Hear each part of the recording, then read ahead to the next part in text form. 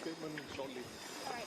Thank you. Mr. Pritam, why do you have a quick court? Yeah. Why do you normally come to the state first? Can you tell us more, please? I'll wait for my statement. You want to take pictures? I'll stop. Otherwise, everybody will fall down. Okay, very good. Thank you. Thank you, thank you.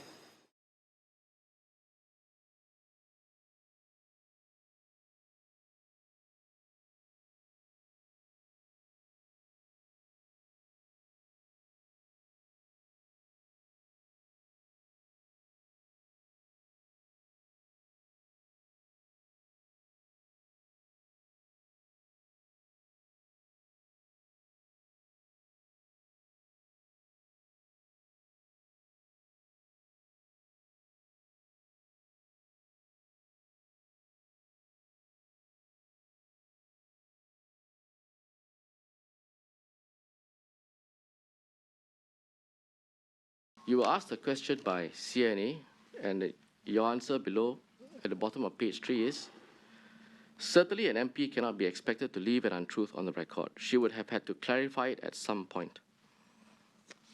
That means that the moment an untruth is on the record, it has to be clarified. There's no two ways about it, right? At some point doesn't necessarily mean that, right? Because you just said immediately in your question. But here I'm saying on record that she would have to clarify it at some point.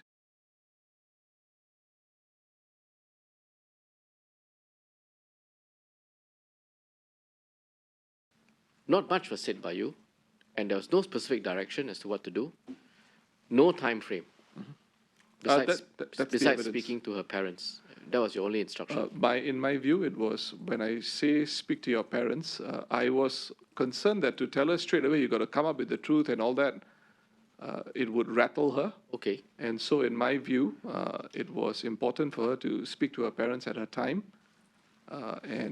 because that would be a condition precedent to coming up front in Parliament. They would have to know what had happened to her, which led her to tell this lie in Parliament.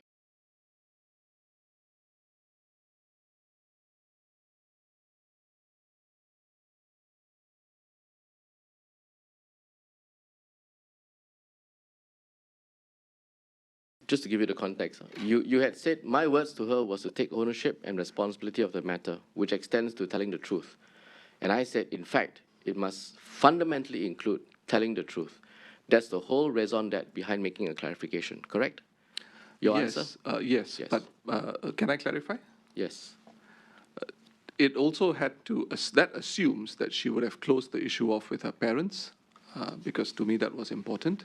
It was going to be made public in the event she told the truth, that details of her sexual assault, to the extent that she made in her eventual statement, would come out. Okay. And in my view, I thought it would be very improper if her loved ones didn't know about it. And she told this to the whole of Singapore before that.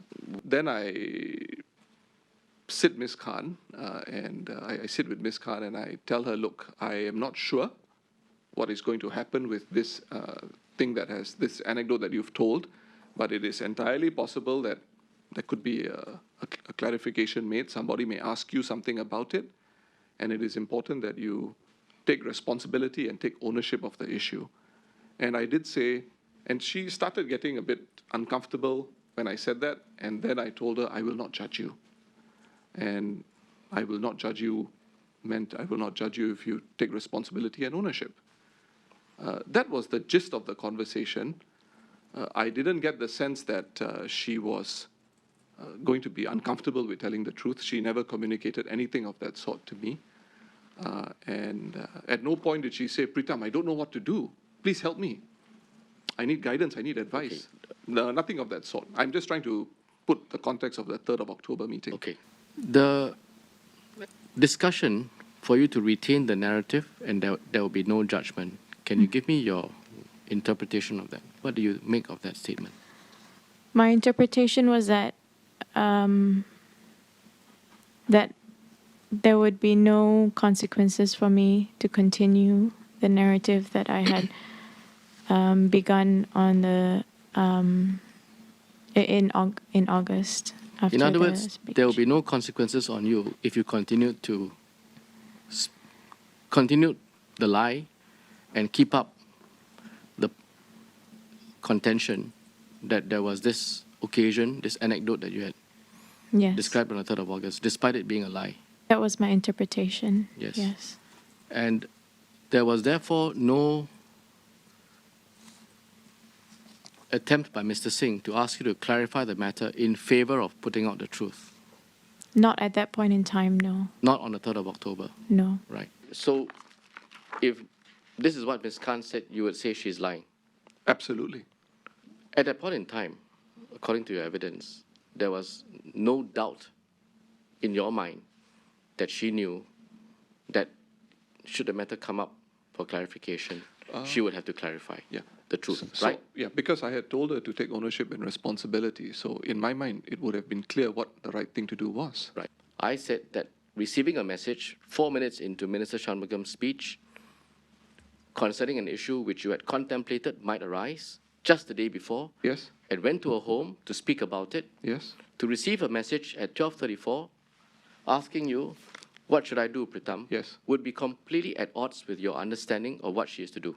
That is correct. My question is, on 4th of October, and after Ms. Khan had lied in Parliament again and failed to come clean, I suggest to you that had there been a clear indication that she was to come clean on 4th of October, you would have asked to see her immediately and asked her, why did she lie again in contravention of the understanding that you had with her? Do you agree? If that condition precedent took place, yes. Which condition precedent? If there was an instruction that you refer to in that. Yes, so on your case, Right. there was an instruction. No, on my case, it was for her to take ownership and responsibility to Yes, tell so the if truth it in came up Parliament again on on the 4th of October, Right. your instruction was to tell the truth. Yes. Do you have anything else? No, thank you. Thank you.